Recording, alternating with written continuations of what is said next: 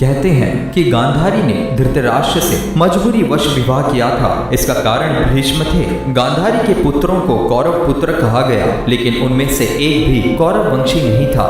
धृतराष्ट्र और गांधारी के 99 पुत्र और एक पुत्री थी जिन्हें कौरव कहा जाता था। सभी कौरवों में दुर्योधन सबसे बड़ा था। गांधारी जब गर्भवती थी तब धृतराष्ट्र ने एक दासी के साथ सहवास किया था, जिसके चलते युयुत्सु नामक पुत्र का जन्म हुआ। इस तरह कौरव सो गए। युयुत्सु ऐन वक्त पर कौरवों की सेना को छोड़कर पांडवों की सेना में शामिल हो गया था। गांधारी ने वेदव्यास से पुत्रवती होने का वरदान प्राप्त किया।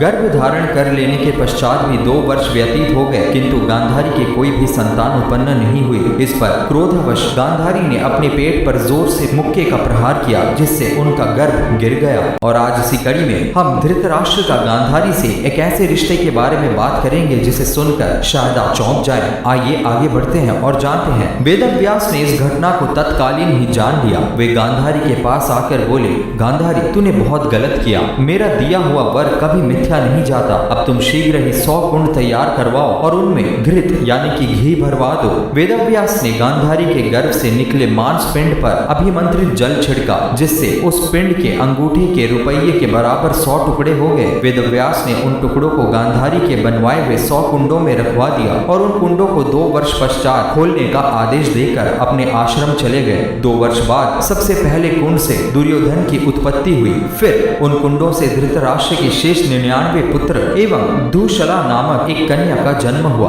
तो दोस्तों आइए अब जानते हैं कि कौरव क्यों नहीं थे कौरव। शांतनु और गंगा से उत्पन्न पुत्र को देवव्रत कहा जाता है। इस देवव्रत ने जब आजीवन ब्रह्मचारी रहने की प्रतिज्ञा ले ली तब उन्हें भीष्म कहा जाने लगा। ये तो सभी जानते हैं कि इस प्रतिज्ञा के पीछे शांतनु की दूसरी पत्नी निषाद कन्या सत्यवती का हाथ था। सत्यवती चाहती थी कि उसके ही पुत्र राजगद्दी पर बैठे। सत्यवती जब कुंवारी थी तब उसको एक पुत्र हुआ था जिसका नाम वेदव्यास था। फिर शांतनु से सत्यवती को 2 पुत्र प्राप्त हुए। पहला पुत्र तो रोगवश मारा गया, लेकिन दूसरा पुत्र विचित्र वीर्य जरूर कुछ समय तक जिंदा रहा। विचित्र वीर्य की 2 पत्नियां अंबिका और अंबालिका थी। दोनों को कोई पुत्र नहीं हो रहा था, तो सत्यवती के पुत्र देवव्यास माता की आज्ञा मानकर बोले, माता आप उन दोनों रानियों से कह दीजिए कि वो मेरे सामने से निर्वस्त्र होकर गुजरे, जिससे कि उनको गर्भ धारण होगा। सबसे पहले बड़ी रानी अंबिका और फिर छोटी रानी अंबालिका गई, पर अंबिका ने उनके तेज से डरकर अपने नेत्र बंद कर लिए, जबकि अंबालिका